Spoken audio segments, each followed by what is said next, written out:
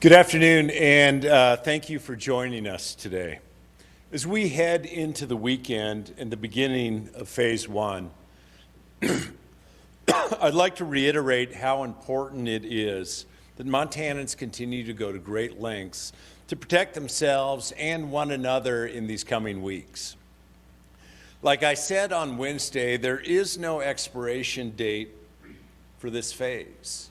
The virus still is in Montana. It will be with us for some time. That means that we may be in Phase 1 also for a long time.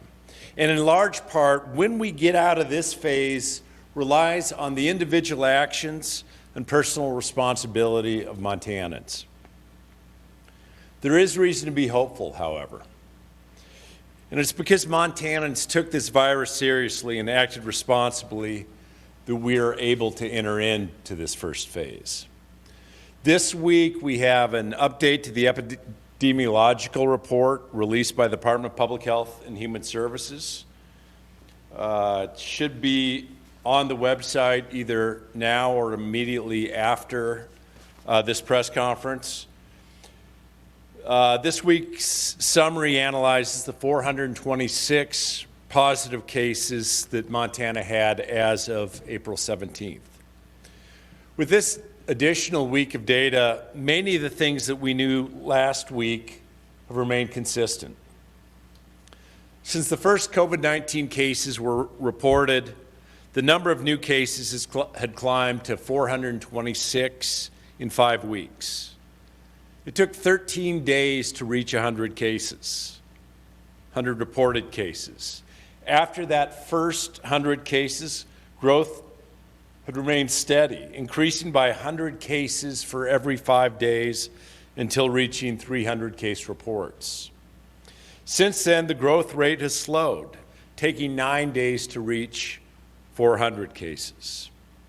Think of even last week, we had 49 reported positive cases.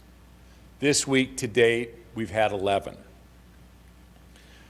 The report also underscores that age demographics continue to stay consistent, with those between 20 to 29 years of age accounting for 20% of all reported COVID-19 cases in Montana. Next most common age group is 50 to 59 years at 19%, followed by those who are 30 to 39 years of age at 16%, and 60 to 69 making up 16% of our reported cases. As we shared last week, those infected with COVID-19 are nearly equally distributed among men and women, with 52% of the cases reported as female and 48% as male. Of the 381 cases with known race at the time of the report, 93% of those identify as white and 5% as Native American. Other races making up 0.2% of the cases identify as African American, Asian, Hispanic, Hawaiian, or other race. Native Americans are not disproportionately impacted by COVID-19 in Montana at this time. Transmission information has also stayed consistent, and community-acquired cases have stayed steady, meaning that there's not been an increase in community-acquired cases over the last few weeks. Contact, and particularly cluster investigations, have increasingly added to the case counts, indicating that disease control efforts through local public health staff are identifying those infected and isolating them appropriately. New to the report this week is a comparison of Montana's case rate per 100,000 of the population compared to neighboring states. As of April 17th, Montana had 39.5 cases per 100,000 people, while Wyoming had 71.2, North Dakota had 57.6, South Dakota had 159.5 per 100,000, and Idaho had 92.6. Our local public health departments have done an excellent job with contact tracing and providing information to the state that helps us make data-informed decisions. Public health workers contact individuals to ensure that they are quarantining or isolating as necessary. They also investigate all positive cases to determine how people were infected, identify known contacts, and instruct them to quarantine for 14 days to reduce the spread of COVID-19. It's important to recognize that as we see the numbers of COVID-19 positive cases in Montana, it's important to also see and recognize the individuals that are recovering. For example, of Gallatin County's 146 reported cases, only 5 are still active. The rest have recovered. Lewis and Clark, of 16, only 3 are still active. Of Cascades, 13, only 2 are still active. Montana has had the resources to consistently perform contact tracing since COVID-19 was first identified in our state. As we enter into phase 1, I have no doubt that this excellent work of local public health will continue.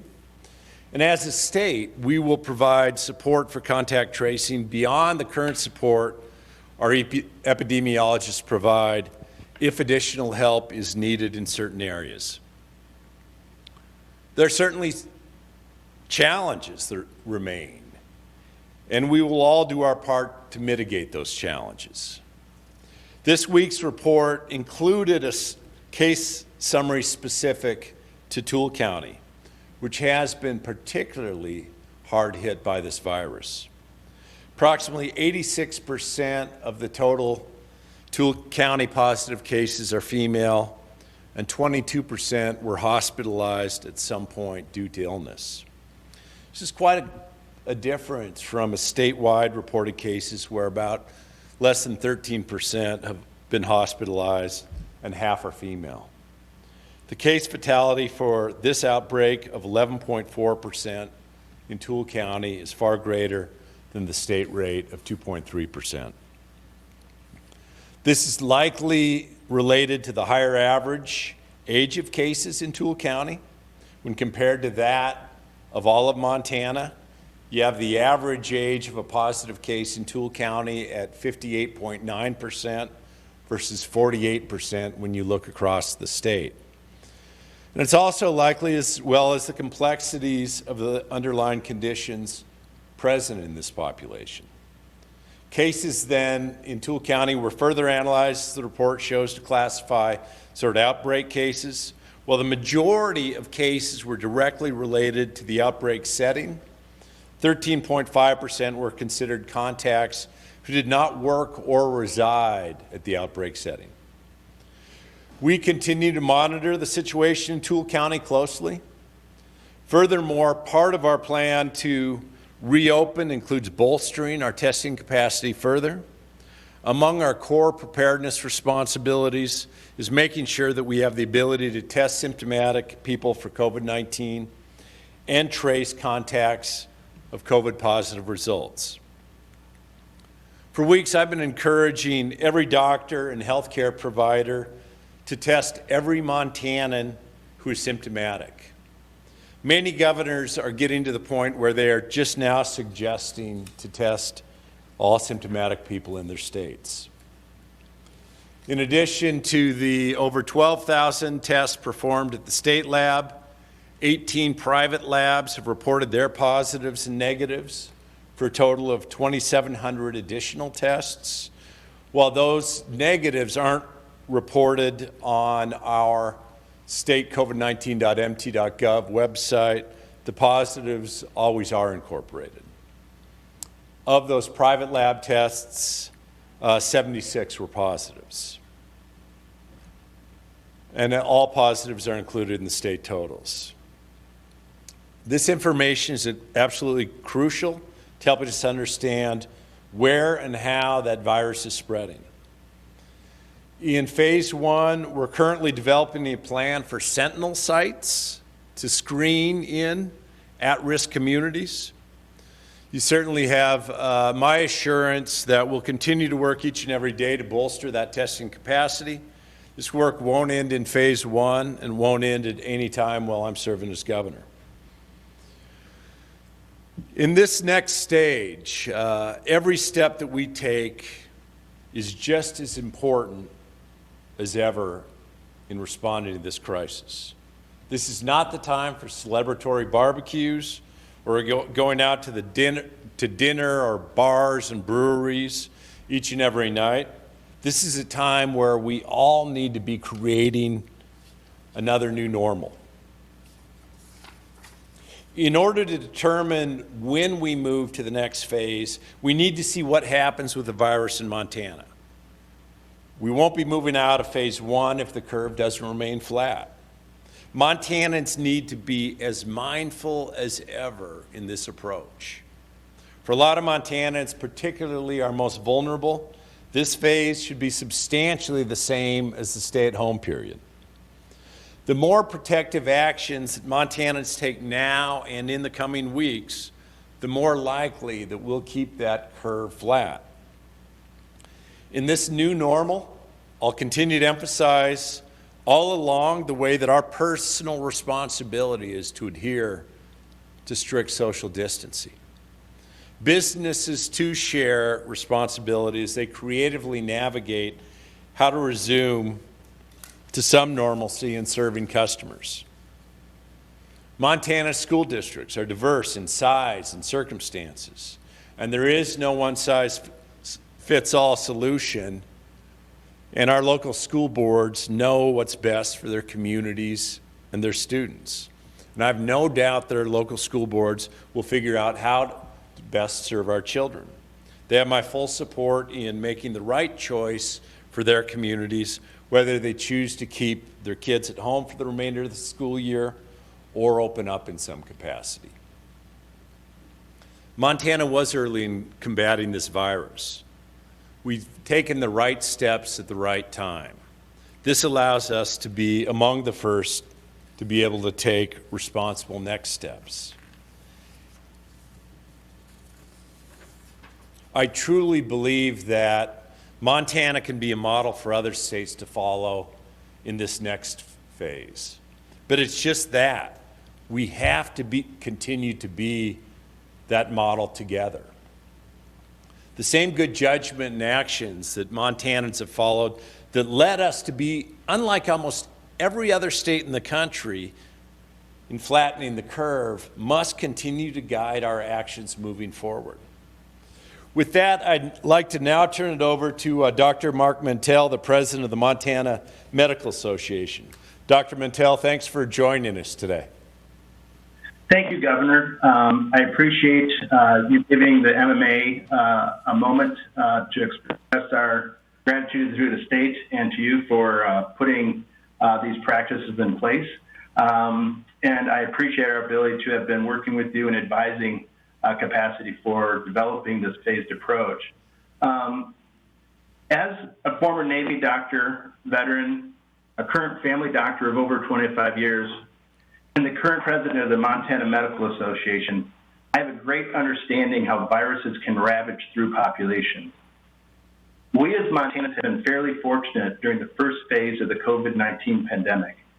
Thus far, the state has had 444 confirmed cases, 59 hospital admissions, and sadly, however, 14 Montanans have lost their lives to this virus. Personally, I feel we have dodged a bullet because I know what could have happened had we not taken the proactive steps of social distancing, closing schools, shutting down non-operations, embracing early shelter-in-place policies. I'd like to commend the leadership in our state and all Montanans for embracing the early shutdown.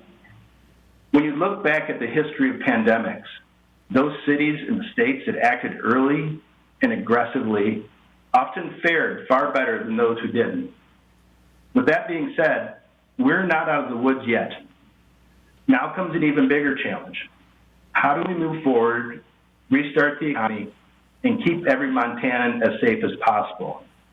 I alluded to the fact we are not out of the woods yet because I want to use the analogy of the fire season to better explain our current situation. Imagine, if you will, that it is the end of August, temperatures are in the 90s, humidity is in the single digits, and we have been through a drought for the past year. The entire state has had pockets where the fire has broken out, but through mitigation strategies, we've been able to gain control over the situation. Now we want to allow Montanans to go back into the woods to camp, fish, hike, bike, ATV, etc., knowing very well that there are still burning embers out there and pockets that corrupt and become uncontrolled wildfires at any moment. We also know these eruptions will threaten human life and the way we live. This is our current situation. So how can we approach it as a state? One option would open everything up, do nothing, and just let the fire burn through the state. We all know that fires naturally stop once enough fuel has been consumed, whereby the fire can no longer be sustained. In pandemic terms, this is called herd immunity. For us to achieve herd immunity in our state, approximately 85% of the population will need to contract this virus, survive, and become immune. Personally, I'm not a fan of this option, as I consider this for my family, friends, colleagues, community, and state. We at the MMA believe this would be a reckless approach and do not endorse any consideration for this being a viable option. A second option is to close everything down, shelter in place, wait for the winter snows so they'll put out the fires and lower the fire threshold. In pandemic terms, this would be a vaccine or vaccinations. Once we develop a vaccine, we can inoculate everyone so they no longer are susceptible to the virus. The only problem with this choice is that a vaccine is a good 12 to 18 months away at best. That is way too long for us to stay hunkered down. We as humans need to do what humans do and interact with one another. Personally, I'm not a fan of this option either. I consider the well-being of my family, friends, colleagues in the state. We at the MMA do not endorse this as being a viable option either. As a family doctor, I've learned a long time ago that treating people is just more than just about life. It's about the quality of life. It's more than just a heartbeat and a pulse. It is about living. It's about treating your patient's mind, body, and spirit. This leads me to our last and most logical option going forward. We need to reopen the state. But we need to ask ourselves, how do we go on living, not just surviving, with a deadly virus in our midst? During fire season, we learn to live with the risk. We've learned how to balance risk and benefits and how to go back into the forest. We've learned how to slowly open our forest by first identifying those areas with the lowest risk. We've learned how to engage in fire suppressive behaviors while constantly surveying our surroundings for flare-ups. When flare-ups do occur, they are quickly suppressed. We have command centers that are able to dispense real-time information. In pandemic terms, we are heading into the contingency phase. We're heading into phase 1. This will be very challenging moving forward for the next 12 to 18 months until a vaccine or other countermeasures are ready and available for the COVID-19 virus. Personally, this is the only option that incorporates everyone's values, concerns, while weighing the risk and benefits and truly treating the human spirit. We at the MMA are in favor of the contingency plan. So what might this look like going forward? We need to take incremental steps for reopening our economy by prioritizing those activities which have no benefit with the lowest risk, while simultaneously monitoring an increase in COVID cases. We will need to still embrace hand washing, perform scrupulous cleaning, maintain social distancing policies, wear face masks, and use personal protective equipment for fire suppression. We'll need to continue to test symptomatic individuals or close contacts for those that test COVID positive so we can see where the fire is erupting. We will need our public health workforce or hotshot crew to continue with tracing so we can rapidly implement isolation on COVID positive patients and quarantine their close contacts to suppress an outbreak. Lastly, we will need to continue communicating outbreaks and coordinating suppressive measures. In closing, myself and the members of the MMA are strongly in favor of our state's contingency plan of slowly reopening our state in a stepwise fashion while carefully balancing the benefits and risks. It will require diligent surveillance, following established protocols for when to move forward, when to hold, and when to step back. Our ability to open more and more of our state will depend upon increasing supplies of personal protective equipment, increasing testing capacity, and ideally getting to a state where test results can be read in minutes and not days. The maintenance of a public health workforce will also be needed, large enough so it can perform adequate contact tracing to suppress these outbreaks. And our ability to communicate real-time information with integrated health records will be necessary. But most of all, it will require the effort of every Montanan. Our contingency plan is no different from any other plan, and that success is directly linked to the ability to implement such plans. Every Montanan will need to work together in a spirit of unity, teamwork, and consideration for one another. We are only as strong as our weakest link. With everyone working together and every one of us doing our part, we will slowly move forward with the new normal. Thank you. Thank you very much, Dr. Mentel. I'll now open it up for questions. If you'd like to ask a question, you can press 5*. You'll be notified that your hand's raised. When we unmute your phone, you'll be notified that you've been called on to ask your question. Did we say that Dr. Mentel could take questions too, if he can hear it? Yeah. If that's okay, Dr. Mentel, if there's questions and you can hear it, if there's any questions for you as well. Perfect. Great. Questions? First phone question, please.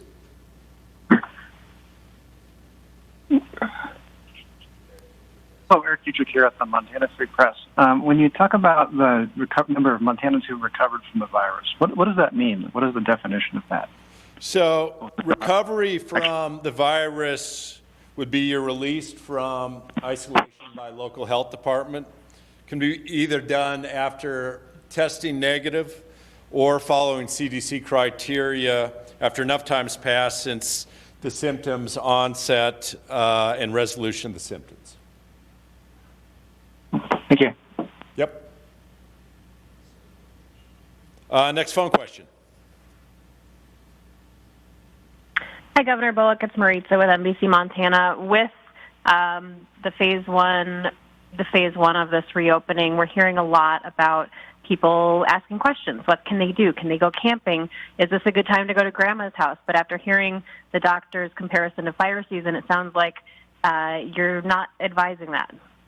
Well, in as much as, yeah, in many respects, Maritza, that our obligation to continue to slow the spread rests on all of us. So step one when trying to figure out what one might be able to do is actually then look at the guidelines and the direction they're under. But now this is the start of what is a new normal, but to your exact points of going camping with a huge group of people.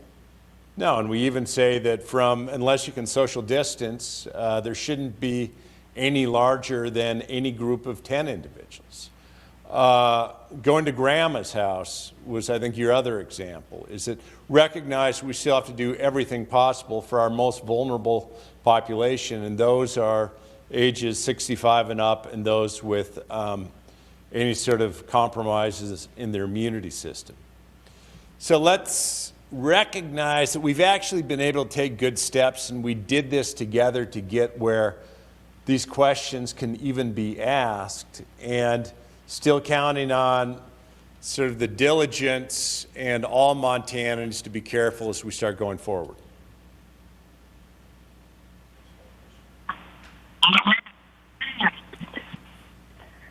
Hey, this is Holly. How are you doing? Good, Holly. Good. I'm wondering about, I've talked to some people in Montana, employees who have been home and now they're looking at going back to work, and understanding employers need to be making accommodations for people who are at risk, whether it's because of age or underlying health conditions of severe outcomes if they were to get COVID-19. If those people have those accommodations made for them, but they're still not feeling safe going back to work, that they wouldn't be eligible for unemployment if they were to stay home. Do you have any concerns about people in those categories, or is that just sort of how unemployment works and there's nothing to be done there? If directly is the question, so that you're not a vulnerable population and as an employer calls one back to work and they don't come back to work. Was that the question, more or less? Yeah. Oh, and the understanding this right, apologies if I'm not getting this, but if you are vulnerable, but your employer does have to make those accommodations, and they do, but you're still not comfortable. That's how I sort of understand it, that you might be older, have something. Yeah. Sure. And first and foremost, that it would encourage, and I think that as I've talked to employers, that they're taking the steps that we all should expect to both try to keep their employees safe, and we're asking a lot of employers. But to the extent that there are questions of, and the expectation should be that a vulnerable employee ought to be able to have the accommodations made to make sure that we're most protective of those vulnerable employees. But there is, if I understand your question correctly, we can also get Brendan Nordland from Unemployment Insurance Division, the Commissioner of Department of Labor and Industry, to get you specifics, if that makes most sense. And then I sort of wondering, we asked this last week, but looking at helping employers both with the cost and then accessing supplies they might want to keep their employees safe, hand sanitizer, face masks, those sorts of things. Has there been any progress worth noting on that front? Yeah, Holly, I mean, there is so the question, I'm sorry, to repeat the question, as employers ramp up, getting things like hand sanitizers and things like that, is there progress where they can get them either from a centralized location or others? And first and foremost, too, let's recognize that as we say to employers and businesses that you can open up, just like we all are going to be exercising our judgment when we're out in public places and other things, that it's at the end of the day, it's up to the individual employer to make that decision when the time is right to open and to ensure that they can follow the social distancing guidelines and get the sanitizer and things. There are as good that, I mean, we know even during this time, this past 5 or 6 weeks, even local Montana businesses have stepped up to say, how could we turn around and address some of the needs that might be out there? We have distilleries and pharmaceutical companies that are creating about 50,000 100 milliliter bottles a week. They have the capacity for hand sanitizers. Local Montana businesses are creating sewn face masks, printed face masks, and others. So there's not anything directly from the state at this time that would be, if you want to open it up, you can get all of your equipment from the state. One more phone question, then we'll get you, Jonathan. Yeah, please. Hello, Governor. Andy Bourne at the Sealy Swan Pathfinder. Hey, Andy. I'm calling. Hi there. So the Montana Restaurant Association, Tavern Association, and Gaming Industry submitted the restaurant, bar, and casino reopening plan to your office April 18th to kind of help assist with the reopening plan. And there's some pretty significant differences with their phase one plan, some of which are they recommended 10 people per group instead of 6, and then gaming machines spaced at 6 feet, to like with the restaurants, and then or having some kind of barrier, or the customers wear a face shield. Just curious why the deviation so much from these recommendations, and what other information you took in to make the statewide plan what it was. Sure. Thanks for the question.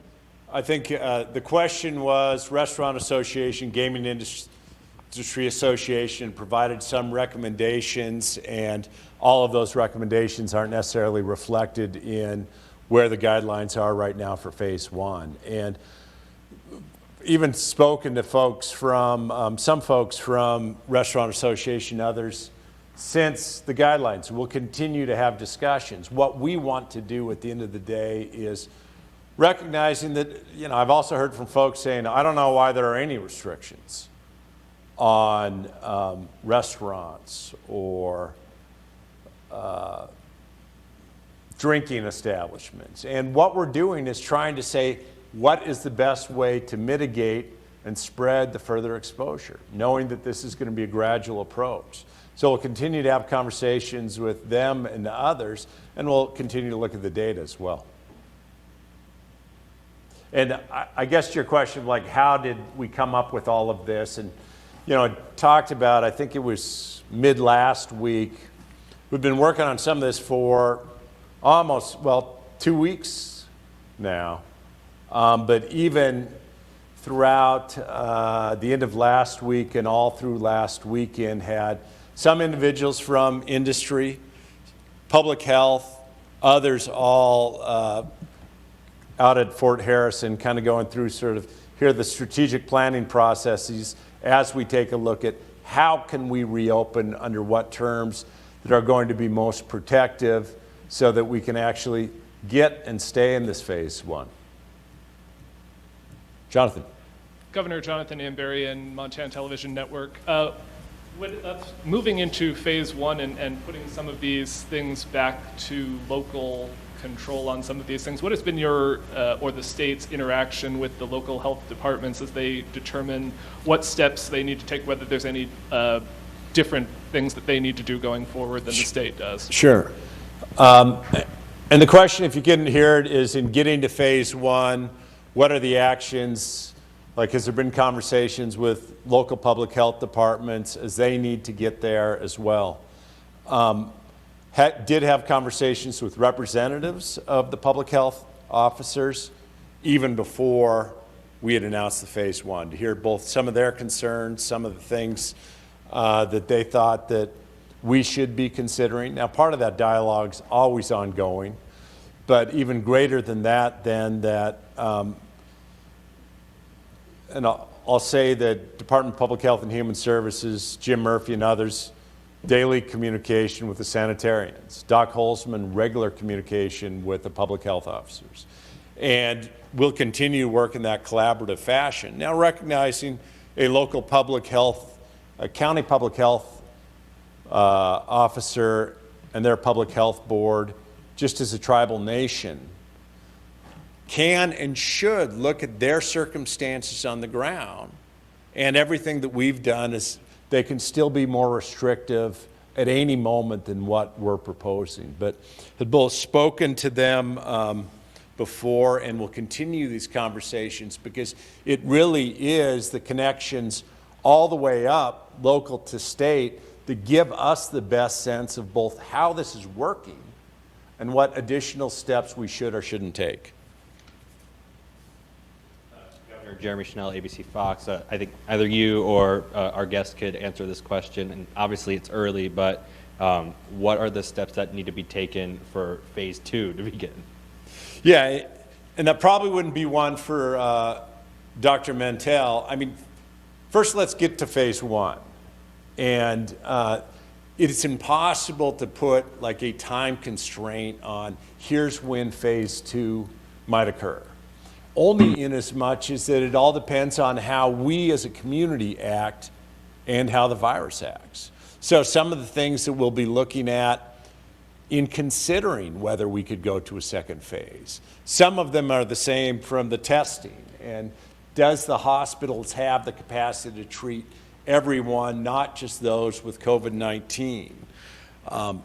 Is our active monitoring of positive cases, is it continuing to remain with contact tracing so we can follow this all along? I mentioned sentinel surveillance testing. Like, we will be getting to the point where for certain vulnerable populations that we're going to be testing in certain constrained areas, both symptomatic and asymptomatic people, to get a better sense of what this virus does. But just as every member of the media and others have been looking at both the numbers and when we get them, as well as the percentages and our percentages of hospitalizations, those are all things that we'll be considering to say, is phase one working?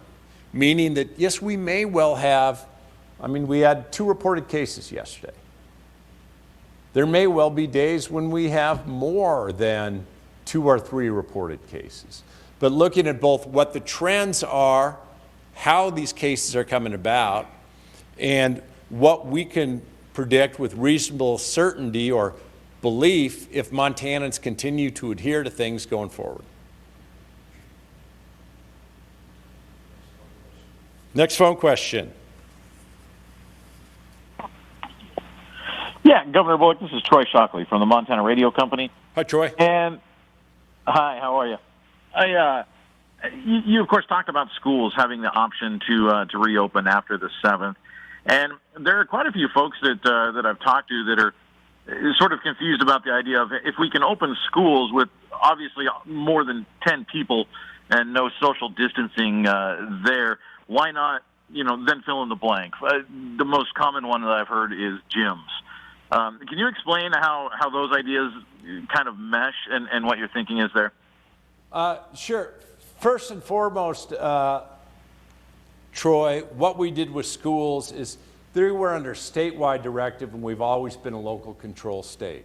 So meaning now giving it back to local school districts to make some of these decisions. And I think both what the guidance that we put out would suggest too, as schools are doing that, making those considerations, and I think that the reviewing guidance and considering options to move forward to either reopen in a different way or stay closed or stay through distance learning or remote learning through the end of the year.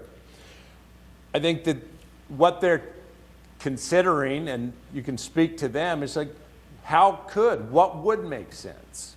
Possibilities, everything of just bringing in select populations, reducing the number of class sizes, social distancing under the guidelines in those sort of areas. So I think that it is one where the creativity, if districts so choose, they need to say, how can we best meet our students' needs? And I trust that they will be doing so. And I think the second question is, like, you can always compare one thing to another. And I recognize that gyms, as an example, that there are certainly folks who would love to get back to gym. I mean, that is another aggregation of individuals at times in close contact, at times where, both the bodily fluids and others can transfer, and you also have the locker rooms and the pools. So we think as we are taking this measured approach, that it's best to see how things go before we go to opening up gyms. Yes, ma'am. Libby Iverson with NBC Montana.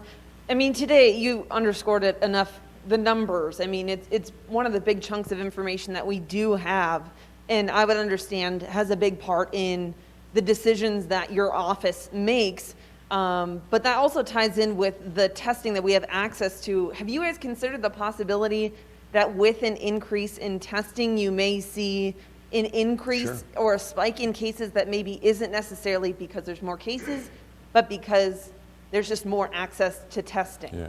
So the question was that as we continue to work to ramp up testing, if we look like at a per capita basis, if you include the private labs, we're about at 20th in the nation for kind of testing per capita. Have you considered that as you get additional tests, you're going to see additional positives? And how will that then help inform the decisions along the way of both what's happened in phase 1 and how one can go forward? I mean, there's in some respects and testing and the number of positives are only one metric to show what's happened in our communities, right? And additionally, hospitalizations. Because yes, there may be symptomatic people or positive people out there that haven't been tested. I do have some comfort in that we have the lowest hospitalizations per capita in the country. But I do think as we see more testing, as we get more testing out there, we are going to see more positive cases. But that doesn't, that's just one part of the overall metrics when we're looking at, does this make sense where we are today and where we might go in the future? I don't know if Dr. Mentel, you'd want to, so I don't know if you heard that. The question was, as we increase testing capacity, we'll presumably see more positive tests. And how does that inform as a medical doctor or others? Well, thank you for letting me offer an opportunity to talk on this one. And again, going to, the testing capabilities and our ability to screen people out in our public is going to be key. We know there's probably asymptomatic spread of this virus out there, people who don't have symptoms but yet are positive. The analogy I like to think of, if we can start screening more and more individuals, it's kind of like having, I'll go back to my fire analogy, it's kind of like having thermal sensors where you can actually see where the hot spots are, where you can actually quarantine that individual a lot sooner and get them out of the population so they can resolve their virus and we can prove them to be virus negative before they come to our population. It's catching those people in that incubation period is what we're really trying to get to as we move forward. I mean, right now it's great that we can test our symptomatic individuals in our state, and we've done a great job at catching all those. I mean, I'm just looking at our state. We had, close to 14,000 tests performed of all those that met the criteria for symptoms to be tested, and we've only had about 3% around there test positive. That means we're really doing a great job for symptomatic. Eventually, as more testing becomes available, we want to be able to catch those individuals that might be in that early phase that are out there circulating. Hopefully that answered your question. Another phone question.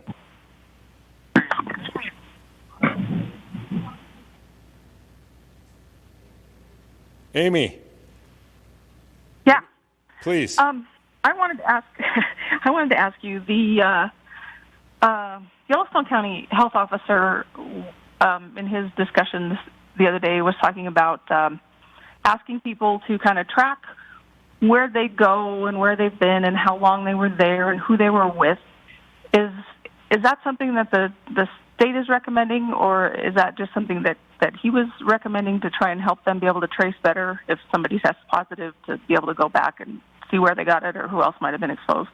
Sure. So the question was, John Felton, the Yellowstone County Public Health Officer, encouraged people to kind of keep a reference of where you've been, who all you've been in contact with along the way, just in case that there are positives. And is that something that just Yellowstone County thinks would be a good idea, or is it generally a good idea altogether? And from my perspective, so the whole idea of contact tracing, right, is that if you test COVID positive, your local county health official are going to be reaching out and say, where all were you over these past 14 days?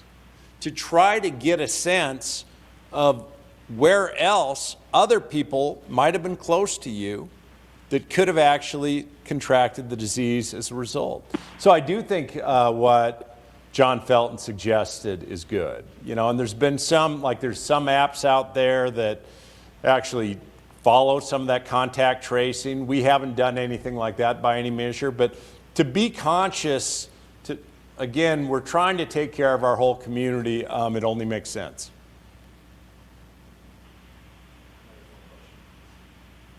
Another phone question. Hi, Governor. This is Corin Cates Carney with Montana Public Radio. Hi, Corin. Wondering, yesterday, I think it was yesterday, last few days after the phased reopening announcement, Missoula County had a statement saying there was no evidence that we've hit our peak and in the worst of the situation, or that the worst of the situation is over. I'm wondering if you have a response to comments like that, or to areas of the state where people are questioning if Montana as a whole or their areas in particular have reached the peak of COVID-19. Yeah, and I think, Corin, that it's best for every local public health officer to make their own determinations. What I have seen is, that we're now, from a statewide perspective, is but one example. As I noted earlier, I think we had 45 cases last week. We have 11 to date so far. We've been seeing declines along the way, and we haven't seen significant increases in hospitalizations. Whether we're at our peak or not, again, depends on the collective actions of Montanans. Because could we see numbers go up? Absolutely we could. But the actions that we take, each of us individually, the actions that businesses take to have responsibility not just for their customers but also their employees, those are what's going to help guide what sort of our numbers are in the upcoming weeks equally. Final phone question.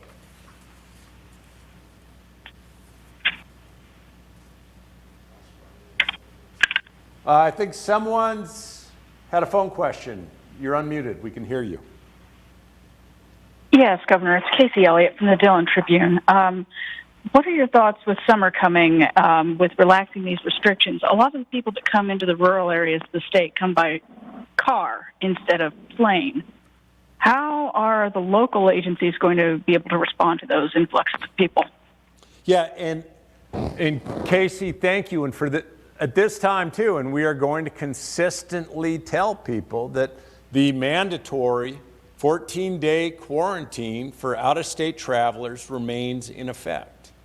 So meaning that if you're coming here for just recreation, at this time, you need to quarantine for 14 days.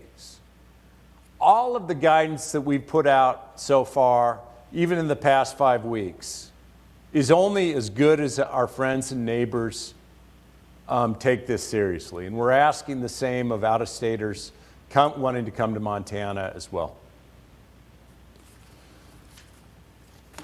Again, thank you so much for joining us today, and enjoy the weekend. But again, recognize that as we can enjoy this weekend, that we still have an obligation to one another and the greater community. Thanks so much.